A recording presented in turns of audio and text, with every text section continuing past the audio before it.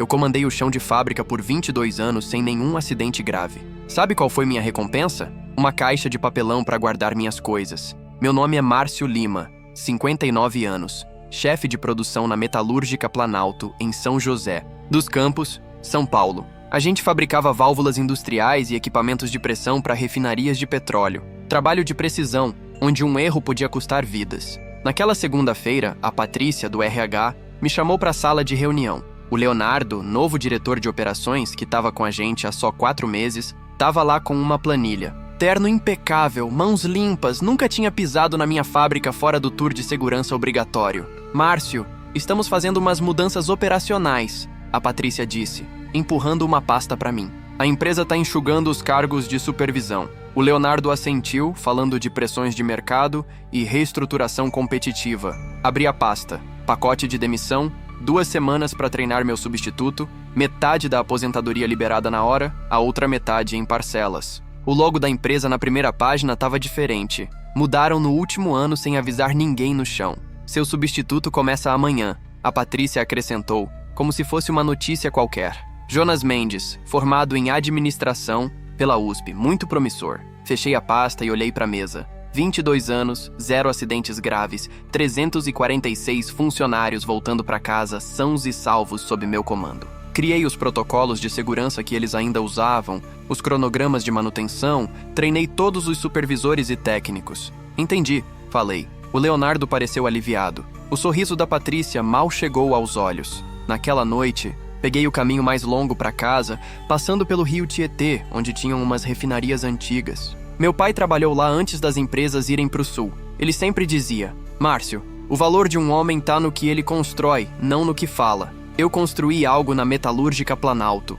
um sistema, uma cultura, um histórico. Agora, tinha 2 semanas para passar tudo para um cara que não ia entender o que estava desmontando. Em casa, liguei pro meu velho amigo Franco, que se aposentou no último ano. Tão me mandando embora? Contei. Filhos da mãe, ele disse. Vai meter o louco? Não, respondi. Mas eles vão perceber que conhecimento não se passa em 2 semanas. Desliguei e olhei para os meus coturnos na porta, com a sujeira de 22 anos de fábrica que nunca saía de vez. Eles não faziam ideia do que estavam perdendo. Comecei na Metalúrgica Planalto, quando meu filho Lucas tinha 1 ano. Eu e a Juliana, casados há 4 anos, víamos o emprego como estabilidade, plano de saúde, futuro garantido. Comecei em 3 turnos por semana, virei supervisor depois de 3 anos, assistente de chefe após 7 e finalmente chefe de produção quando o velho João se aposentou. A fábrica era minha segunda casa. Eu conhecia cada máquina pelo barulho.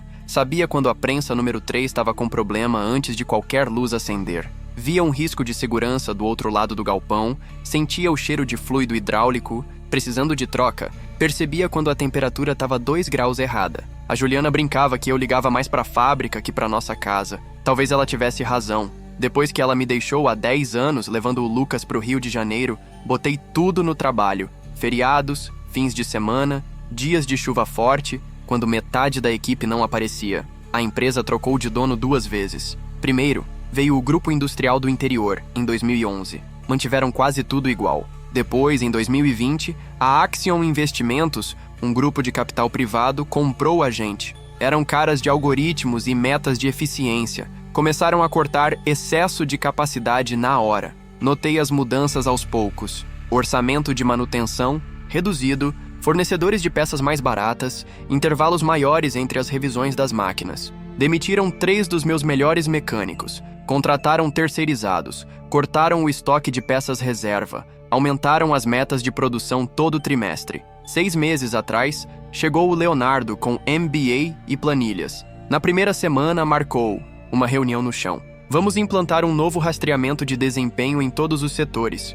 anunciou. Decisões baseadas em dados são o futuro da indústria. Depois, meu melhor operador, Diego, me puxou de lado. Márcio, esse cara vai dar problema? Me perguntou se dava para alterar o procedimento de trava de segurança para ganhar tempo. Disse para ele que a gente dava um jeito, como sempre, mas os sinais não paravam. Leonardo pulava as revisões mensais de segurança, ignorava e-mails sobre manutenção, negou 3 pedidos meus para orçamento de treinamento.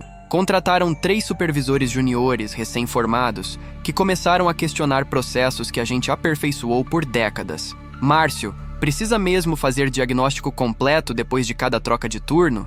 Um perguntou. Outro. Essas inspeções diárias parecem exagero. O manual recomenda só semanal. Comecei a anotar tudo. Datas, fotos de pedidos de manutenção, registros de conversas sobre segurança. Algo me dizia que eu ia precisar de provas do que a gente fazia certo. Não esperava ser chutado tão rápido. O cara que trouxeram para me substituir, Jonas Mendes, apareceu de sapato social e gravata no primeiro dia. 28 anos, cabelo com gel, tablet que ele checava a cada 5 minutos. Tô animado para aprender com você antes de assumir, disse com um aperto de mão firme, tipo ensaiado na faculdade. Já analisei as métricas de produção e identifiquei várias oportunidades de eficiência. Assenti e entreguei um par de coturnos com biqueira de aço e óculos de proteção. Tour pelo chão primeiro, métricas depois. Durante 2 semanas mostrei tudo pro Jonas. Cronogramas de manutenção, protocolos de segurança, fichas de pessoal. Apresentei ele para os supervisores de turno e operadores-chefes. Mas percebi algo. Ele anotava processos, mas ignorava as pessoas. Não perguntou pro Diego sobre o filho que entrou pro exército. Não lembrou que a Aline, da linha de montagem, precisava de pausas extras por causa da diabetes. Não entendeu que a fresadora número 2 precisava de jeitinho em manhãs frias. Na minha última quinta, ouvi Jonas falando com Leonardo na copa. Quando mudarmos o turno, dá para cortar 2 cargos de manutenção, ele disse. E aquela redundância de segurança que o Márcio insiste na prensa hidráulica, o manual não exige essas checagens extras. Leonardo assentiu, satisfeito. Exatamente a visão nova que precisávamos. Não me viram ali. Saí quieto, com um frio na barriga. Não eram só cortes para economizar. Estavam desmontando as proteções que construí por décadas, que evitavam que alguém perdesse dedos, braços ou coisa pior. Naquela tarde tomei uma decisão. Chamei uma reunião de última hora com meus mais confiáveis. Diego, Aline, Samuel da manutenção e o Renato, do turno da noite. Nos encontramos no estacionamento depois do expediente. Eles vão começar a cortar na segurança, avisei. O novato não sabe o que tá ignorando. O que a gente faz, Márcio? Diego perguntou. Não dá pra ignorar o chefe novo. Não, concordei. Mas vocês podem documentar tudo. Anotem qualquer mudança, qualquer problema. Entreguei cartões com meu número pessoal. Se algo der errado com as máquinas, liguem pra mim, não pra gerência. No último dia, esvaziei meu armário. Jonas já tava na minha mesa, reorganizando tudo. Entreguei as chaves. Algum último conselho? Ele perguntou, mal olhando o tablet. Sim, falei. Escute o chão. As máquinas falam se você prestar atenção. Ele sorriu, educado, sem entender. Saí sem festa, bolo ou discurso. 22 anos acabaram com um aperto de mão da Patrícia e um crachá que desativou assim que passei a catraca. Mas eu não tinha terminado com a metalúrgica Planalto. Tava só esperando. 3 semanas depois, Diego ligou. Tão mudando o cronograma de manutenção das prensas hidráulicas? Disse, voz baixa, como se estivesse escondido. De semanal para quinzenal. Documenta, falei. Anota qualquer variação de pressão, vazamento, barulho estranho. 2 dias depois, Samuel ligou. Negaram meu pedido de peças para o gerador reserva. Disseram que dá para esperar o inventário trimestral. Anotei cada ligação, cada mudança, cada esquina cortada. 6 semanas depois, o primeiro acidente. Pequeno. Uma correia soltou na prensa número 3, parando a produção por 2 horas. Ninguém se machucou. Depois, um vazamento hidráulico. Na 7ª semana. Na 8ª, 3 falhas elétricas. Renato ligava após cada incidente. O novato tá culpando os equipamentos, Márcio. Diz que tá tudo ultrapassado, mal mantido. Meu sangue ferveu. Aquele equipamento funcionava perfeitamente, com manutenção decente. Na 10ª semana, não aguentei. Fui até a fábrica na hora do almoço e esperei no estacionamento. Quando o Diego saiu, acenei pra ele vir até meu carro. Como tá de verdade? Perguntei. Ele olhou ao redor antes de responder. Tá feio. Produção caiu 15%. Demitiram o Samuel na semana passada. Disseram que ele resistia às mudanças. O amigo de faculdade do Jonas tá na manutenção agora. O cara não sabe diferenciar uma chave de torque de uma chave de fenda. Alguém se machucou? Era meu maior medo. Ainda não, mas o Renato quase perdeu a mão quando uma trava de segurança falhou na linha de corte. O Jonas registrou como erro do operador. Tomei uma decisão. Conhecia gente no Conselho Estadual de Segurança Industrial. Uma ligação podia disparar uma inspeção. Na manhã seguinte, liguei. Expliquei minhas preocupações, meu histórico na fábrica, as mudanças específicas que me preocupavam. A inspetora, Helena Costa, anotou tudo. Vamos fazer uma inspeção surpresa nas próximas 2 semanas, garantiu. Senti um alívio. O sistema ia se corrigir. 3 dias depois, Diego ligou, em pânico. Eles sabem. Márcio, alguém disse pra gerência que você tá por trás do pedido de inspeção. O Leonardo tá furioso. Meu estômago gelou. O que tá rolando? Tão botando a gente pra trabalhar dobrado, limpando tudo, falsificando registros de manutenção. Pararam as linhas pra consertar os problemas antes da inspeção. Aí chegou uma carta jurídica, entregue por um motoboy na minha casa. A Metalúrgica Planalto me acusava de interferência maliciosa nas operações e violação de acordos de confidencialidade. Ameaçaram processar se eu continuasse espalhando informações falsas. Liguei pro meu advogado, Beto Almeida. Ele leu a carta. Eles estão blefando sobre a confidencialidade. Você não compartilhou nada sigiloso, mas podem te complicar com custos judiciais. Podem parar a inspeção? Perguntei. Não. Uma vez que o conselho decide inspecionar, vai. Mas, Márcio, cuidado. Esses caras jogam sujo quando estão acuados. A inspeção veio e passou. A Metalúrgica Planalto foi aprovada por pouco. Helena me ligou depois. Eles consertaram os problemas de segurança mais graves, disse. Mas notei inconsistências nos registros de manutenção. Alguns funcionários pareciam ensaiados. Nas respostas. Vai ter multa? Perguntei. Leves. Não o suficiente para mudar o comportamento a longo prazo. Agradeci, desliguei, frustrado, mas não surpreso. Empresas como a Metalúrgica sabiam jogar esse jogo. Consertar o visível, pagar multas pequenas, voltar ao normal. No fim de semana minha campainha tocou. Era o Renato, nervoso na minha porta. Desculpa te incomodar em casa, Márcio. Preciso te mostrar uma coisa, longe da fábrica. Ele me entregou um pendrive. O que é isso? Perguntei. Registros de manutenção, os verdadeiros e os que falsificaram para inspeção. E e-mails entre o Leonardo e a matriz sobre cortes de custos.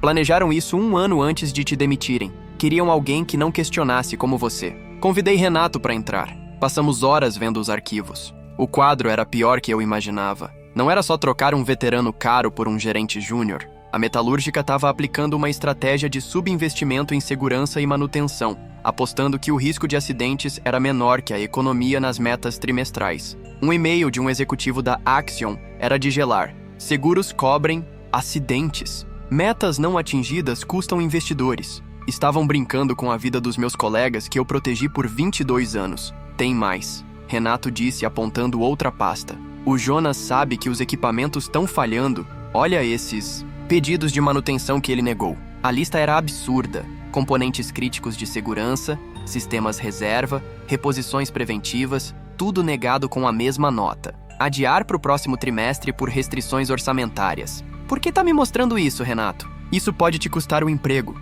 A expressão dele endureceu. O sobrinho da Aline se machucou ontem. A guarda da prensa falhou. Aquela que o Jonas disse que não precisava trocar. O garoto, 19 anos, perdeu 2 dedos. Tão chamando de erro do operador, fazendo ele assinar papéis ainda dopado de remédio. Minhas mãos fecharam sozinhas. Eles não podem fazer isso. Tão fazendo, Renato disse. É questão de tempo até algo pior. Depois que ele saiu, fiquei horas na cozinha, os documentos espalhados na mesa. Estava dividido entre raiva e responsabilidade. Não eram números. Numa planilha, eram vidas. Pessoas que conheci por décadas, famílias que eu sabia. Peguei o celular para ligar para o Conselho de Segurança de novo, mas parei. Outra inspeção não ia resolver. A Metalúrgica ia limpar tudo de novo, pagar multa, continuar o ciclo. Precisava de outra abordagem. Liguei para o Diego, depois para a Aline e mais 6 veteranos confiáveis do chão. Marcamos uma reunião na casa do Franco no dia seguinte, lugar neutro. Quando todos chegaram,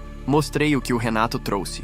E agora, Diego? Perguntou. Vamos para a imprensa? Balancei a cabeça. Ainda não. Primeiro precisamos de vantagem. Que tipo de vantagem? Aline quis saber. Do tipo que mexe no bolso deles, falei. Vou precisar de registros de cada atalho, cada falha, cada quase acidente desde que saí. Tudo documentado, datado, se possível com fotos. Vão demitir quem for pego coletando isso. Franco alertou. Eu sei, por isso temos que ser espertos e pacientes. Pelas próximas 2 semanas, virei um fantasma na Metalúrgica Planalto. Não pisei lá, mas minha presença estava no ar. Diego e os outros me passavam informações diárias, relatórios de turno, falhas de equipamento, incidentes de segurança. Compilei tudo com cuidado, montando um caso que não dava para ignorar. Enquanto isso, fiz 3 jogadas. Primeiro, contatei o Jorge, ex-cliente que agora trabalhava na Energia Sul, maior cliente da metalúrgica. Nos encontramos num boteco a 20 minutos da fábrica. Márcio, bom te ver,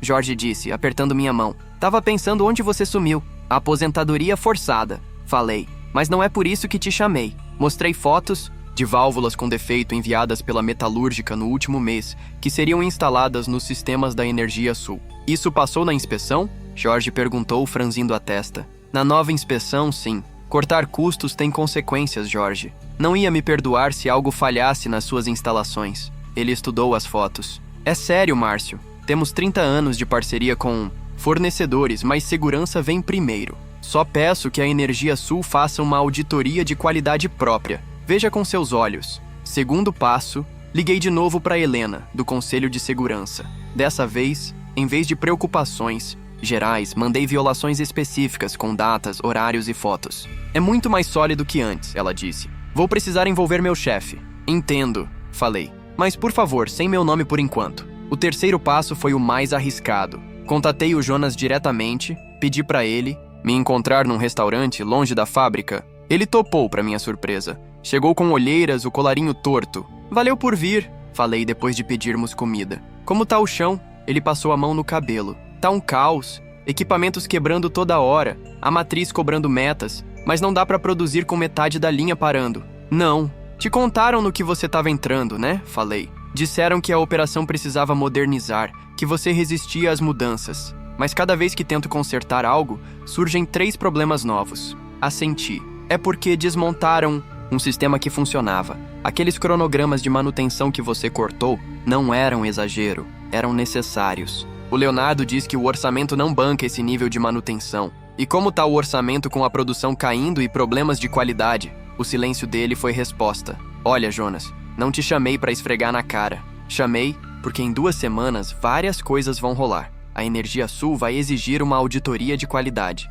O Conselho de Segurança vai fazer outra inspeção surpresa. E as provas de violações de segurança vão chegar em várias mesas, incluindo a matriz. Ele ficou pálido. Tá me ameaçando? Não, tô te dando uma escolha. Você pode ser o bode expiatório quando tudo desmoronar. O gerente inexperiente que não deu conta. Ou pode se antecipar. Como? Documentando tudo que o Leonardo e a matriz te forçaram a fazer. Cada pedido de manutenção negado, cada preocupação de segurança ignorada. Deixei meu cartão com ele. Pensa, você tem 1 semana. 3 dias depois, ele mandou mensagem. Tô dentro. O que precisa? As peças estavam se encaixando. Só faltava um empurrão final. Uma situação que forçasse a metalúrgica a encarar as consequências. Como se fosse combinado, a prensa, hidráulica número 1, o coração da linha de produção, quebrou feio no dia seguinte. Sem feridos, graças a Deus. Mas a produção parou. Era o momento crítico. Meu celular tocou às 6h15. Era o Leonardo.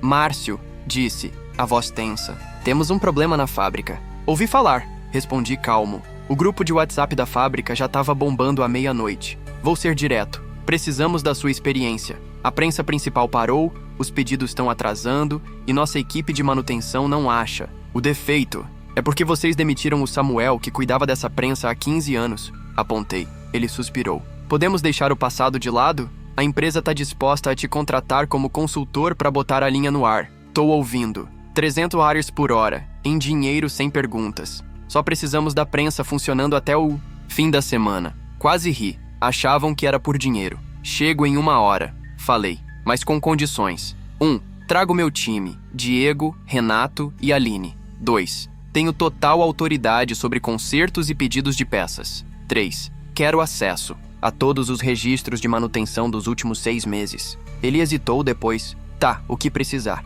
Quando cheguei na fábrica, tava um caos. Operadores parados, gerentes cochichando pelos cantos, a prensa enorme, escura e silenciosa. Jonas veio na hora. Graças a Deus você chegou. Tá pior que eu pensava. Assenti. Vamos ver. Ao inspecionar a prensa, tudo ficou claro. Várias falhas causadas por meses sem manutenção adequada. Exatamente o que eu avisei. Virei pro Leonardo, que rondava por perto. Dá pra consertar, mas primeiro preciso te mostrar uma coisa. Peguei o celular e abri um e-mail. Acabei de mandar esse relatório para a diretoria da Axion, para o Conselho de Segurança e para a Energia Sul. Detalha todas as violações de segurança, cortes de custo e riscos criados pelas políticas de vocês. O rosto dele ficou branco. Você não pode fazer isso. Já fiz. Agora quer a prensa consertada ou não? 3 dias. Foi o tempo para consertar a prensa. Um problema que seria simples com manutenção regular. Nesse período, a metalúrgica enfrentou um furacão de consequências. A Energia Sul suspendeu os pedidos até uma auditoria completa de qualidade. O Conselho de Segurança fez outra inspeção,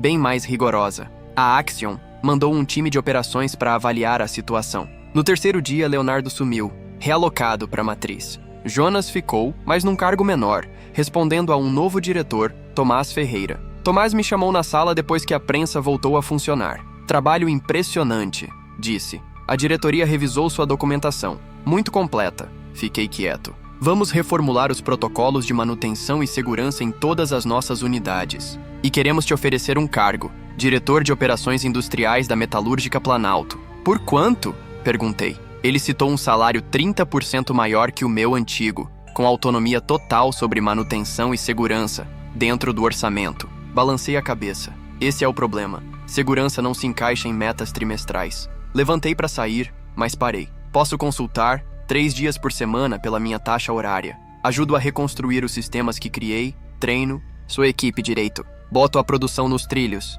mas não serei funcionário de novo. Tomás pensou, depois assentiu. Fechado. Não voltei pelo cargo ou pelo dinheiro. Voltei pelo Diego, pela Aline, pelo Renato, por todos que merecem trabalhar sem medo. Voltei para reconstruir o que levei 22 anos para criar. Na segunda seguinte, quando pisei no chão, as máquinas já ronronavam mais suaves. Sabiam que o velho cuidador estava de volta. E aí, curtiu a história do Márcio? Deixa seu comentário contando o que achou dessa luta por justiça. Compartilha com quem precisa de uma dose de inspiração. Inscreva-se no canal Justiça com o Mark. Ative o sininho e venha com a gente para mais histórias que mostram o poder da verdade.